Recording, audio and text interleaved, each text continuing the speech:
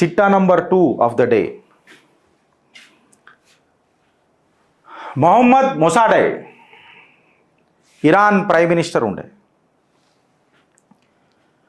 ఇవాళ భారతదేశంలో ఏదైతే జరుగుతుందో 1951లా ఇట్లనే జరిగింది, సేమ్ డిటో. ఆనాటి 1951 మొసాడే, ఇవాళటి 2024 మోదీ సిమిలారిటీస్ సేమ్ ఉన్నాయి. అండ్ ద డిఫరెన్స్ ఏందో మనం చూద్దాం, ఏమేమి ఎదుర్కోవాల్సి వచ్చిందో చూద్దాం, మొసాడేని ఎట్లా జరిపేసినరో చూద్దాం విదేశీ శక్తులు జరిపి. అప్పుడు ఇరాన్లో పెట్రోల్ బావులు ఉండే ఫ్రెండ్స్. ఆ పెట్రోల్ బావుల మీద డామినేషన్ బ్రిటిష్ సర్కార్ది ఉంటుండే, బ్రిటిష్ వాళ్ళది ఉంటుండే. Almost 84% of the Iran oil ఏదైతే ఉండనో అది బ్రిటిషోడు దోసుకపోతుండే. దొంగ ఆడు పెద్ద ప్రపంచంలోనే. ఈ దొంగ దోసుకపోతుండే. కేవలం 16% ఆఫ్ ది ఆయిల్ ఇరాన్కు ఉంటుండే. 1951లా మొహమ్మద్ మొసాడే అని ఒక దేశభక్తుడు ఇరాన్లో జన్మించిండు, ప్రైమ్ మినిస్టర్ అయిండు. నా దేశంలో భూభాగంలో ఉన్న ఆయిల్, క్రూడ్ ఆయిల్ బ్రిటిషోడు ఎందుకు తీసుకుపోతాడు, నా దేశంలోనే ఉండాలా అని చెప్పి ఒక బిల్ తీసుకొని వచ్చిండు.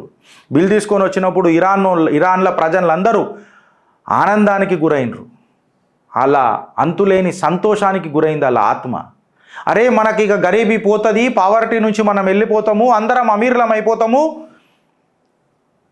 అని చెప్పి ఆశిస్తున్న తరుణంలా బ్రిటిషోడికి గండి పడ్డదని చెప్పి ఈ పిచ్చపోడు, పెద్ద పిచ్చపోడు దగ్గరికి పోయిండు. ఎవడా పెద్ద పిచ్చపోడు అని అంటే ఇలా పెద్దన్నా అని చెప్పుకొని తిరుగుతాడు కదా.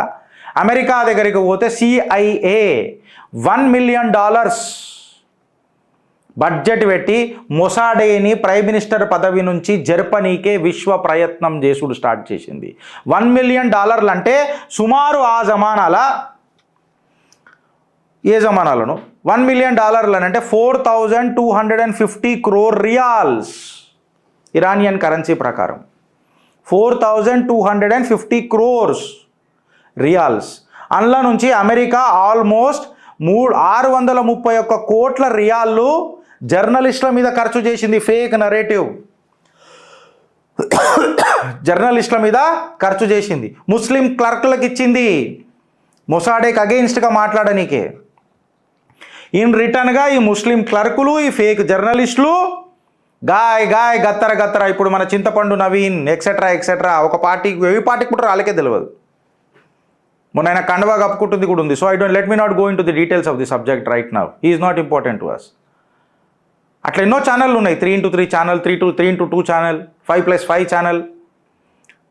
ఏ ఛానల్లో డూప్లికేటా ఒరిజినల్ తెలియదు. ఒకడు మన అంటాడు, ఇంకొకటి మొట్టమొదటి అంటాడు.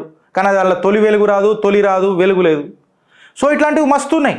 వీటి మీద 631 కోట్ల రియాళ్ళు అమెరికా CIA ఫండ్ చేసింది. $1 మిలియన్ కెపాసిటీ పెట్టానాడు. మొసాడేని ఒక డిక్టేటర్ లాగా ప్రజల ముంగట నిలబెట్టనీకే ఫేక్ నరేటివ్లు రన్ చేసిరు. మొసాడే ఒక హోమోసెక్షువల్ అని చెప్పి ఫేక్ నరేటివ్లు క్రియేట్ చేసిరు. Excuse me. డిక్టేటర్ అనేదాకా ఆల్రెడీ మన దేశంలో కూడా వచ్చేసింది. 2024 ఎలక్షన్స్లో మనం చూసినాం. మొసాడే ఇవన్నీ తట్టుకోక దిగ్భ్రాంతికి గురై పార్లమెంట్ని డిజాల్వ్ చేసిండు. పార్లమెంట్ని డిజాల్వ్ చేయంగానే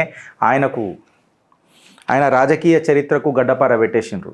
సుమారు 200 మిలియన్ రియాల్స్ ఫేక్ రైట్స్ అంటే మతతత్వ విద్వేషాలు రెచ్చగొట్టనీకే ప్రయత్నం చేసిరు ఇరాన్ క్యాపిటల్లా. ఎంతోమంది మరణించిండ్రు. మొసాడే సరెండర్ అయ్యిండు. ఆయనని జైల్లో తీసుకోపోయినరు. అక్కడనే ఆయన మరణించిండు జైళ్ళ తర్వాత. మొసాడే చేసిన తప్పేంది? దేశాన్ని ప్రేమించడమా? ఆత్మనిర్భర్ ఇరాన్ అని చెప్పి కలగనడమా? ఇరాన్లో ఉన్న lawmakers and to that matter fake journalist and to that matter Muslim క్లర్కులు వాళ్ళ సొంత స్వలాభం కోసం దేశాన్ని తాకట్టు పెట్టడం, వాళ్ళని తాకట్టు పెట్టేటట్టు వాళ్ళ ఫేక్ ఏదైతే కరప్షన్ ఉండనో, దాని అవినీతి ఉండనో ఆ అవినీతిని అరికట్టడం మొసాడే చేసిన తప్ప. అందుకే ఇవాళ ఇరాన్లో ఉన్న ప్రతి ఒక్కడు అమెరికాని ద ల్యాండ్ ఆఫ్ సైతాన్ అని చెప్పి మాట్లాడతారు. అమెరికాని ద ల్యాండ్ ఆఫ్ సైతాన్ అని చెప్పి మాట్లాడతారు. ఇవాళ రియల్ విలన్ ఎవరు ఇరాన్కి? అమెరికానా, బ్రిటిషా, లేకపోతే మొసాడే కన్న కలనా? ఈ మాట నేను ఎందుకు అంటున్నానంటే, మొసాడే చచ్చిపోయిన తర్వాత మళ్ళీ అట్లాంటి విప్లవం చాలా పెద్దగా రాలే. బ్రిటిష్ వాడు ఈ అమెరికా వాడు కలిపి 40% ఆఫ్ ది ఆయిల్ని డిస్ట్రిబ్యూట్ చేసుకున్నాడు స్టార్ట్ చేసిండు. ఇవాళ మన భారతదేశం కూడా ఆత్మనిర్భర్ వైపు పోతున్నది. భారత్ ఆత్మనిర్భర్ కావద్దు వీళ్ళకు. ఎంతసేపు ఇలా బాంచన్ బతుకులకు ఉండాలా, ఇలా మూచై నీళ్లు తాగాల, వీళ్ళు చెప్పినట్టు తినాలా, వీళ్ళు చేసిన వస్తువులే కొనాలా. మన మన మన ప్రతిభ చూపిచ్చుడు స్టార్ట్ చేసినా, మన పరాక్రమం చూపుడు స్టార్ట్ చేసినా వీళ్ళకు భగభగ మండుతుంది. ఆ భగభగ మండేది కేవలం నా భారతే. ఆ బాణుడు కంటే భగ్గుమంటది బ్రహ్మాండంలా నా భారతే. ఆనాటి నుంచి ఈనాటి దాకా సాక్షాత్తు ఆ పరమశివుడు అనుగ్రహం ఉన్న ఏకైక భూమండలం ధరణి ఏదన్నా ఉన్నది అని అంటే అది నా భారతే. కలియుగ వైకుంఠం ఏడున్నది అని అంటే నా భారతే. ఆ శ్రీకృష్ణుడి వేణుగాన సుధాంబుది ఏడ వినిపిస్తుంది అని అంటే అది నా భారతే. నందీశ్వరుడు జన్మ జన్మలకు ఎదురు చూసి పరమేశ్వరా నీ దర్శనం కై అని వేచి చూస్తున్న ధరణి నా భారతే. రాముడిని తన ఒడిలో నింపుకున్నది నా భారతే. విదేశాల నుంచి బాధతో వచ్చిన వారికి కడుపు నిండా తిండి పెట్టి ఆశ్రయం ఇచ్చింది నా భారతే.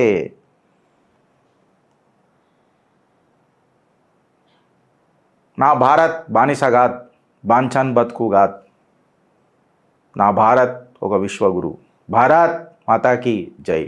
సో మొసాడేకి జరిగిన సంఘటన 1951లా 2024లో మనం రిపీట్ చేద్దామా అని ఇలా మిమ్మల్ని అడుగుతున్నది. అందుకనే మీరు ఆలోచిస్తారా, అనుభవిస్తారా అని చెప్పి ప్రతిరోజు మిమ్మల్ని నేను ప్రాధేయపడుతున్నా.